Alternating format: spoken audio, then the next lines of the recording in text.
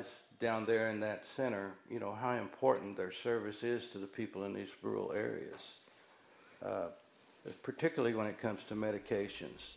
Residents across the Brazos Valley are still feeling the impact of mail delivery delays originating from this postal facility located right outside Houston.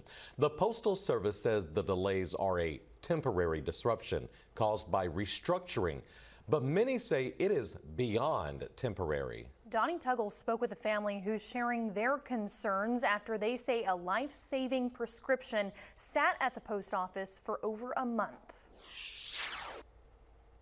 In Hilltop Lakes, love is in the air, but some families feel unloved as they struggle to receive packages. The issues stem from this Postal Service processing center near Houston, where some mail has been stuck for what some feel is an eternity.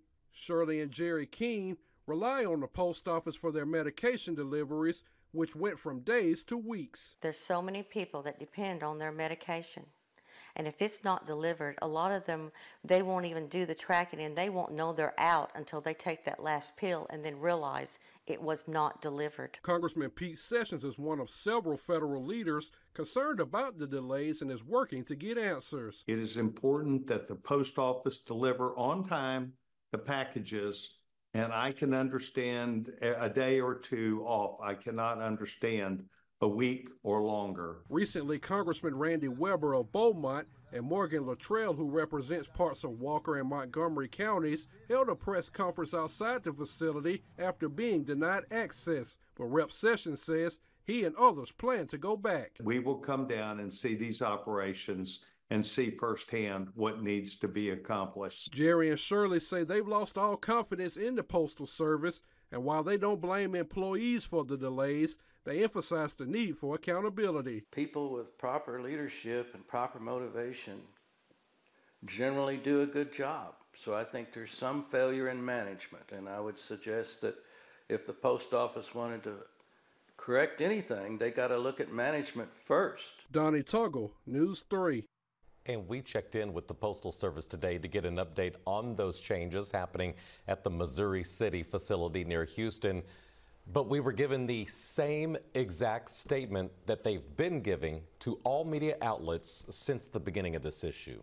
These problems with the Postal Service have caught the attention of congressional leaders like Donnie mentioned. Congressman Michael McCall said that he empathizes with those who have been affected and that he is looking into this issue. He told us the problem with the facility near Houston is being looked into.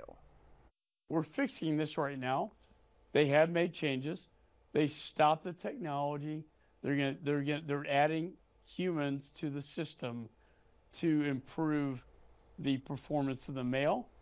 McCall also mentioned that he and Senator John Cornyn sent a letter to the Postal Master General asking for answers. Meanwhile, families across the country say they're furious with the Postal Service after their loved ones' ashes were lost in the mail.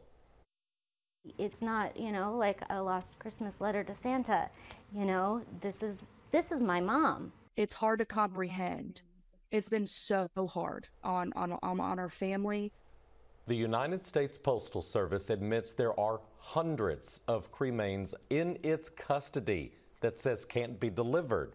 Later in the newscast, our investigation reveals the problem and shows how Congress may be involved to finally get people's loved ones home.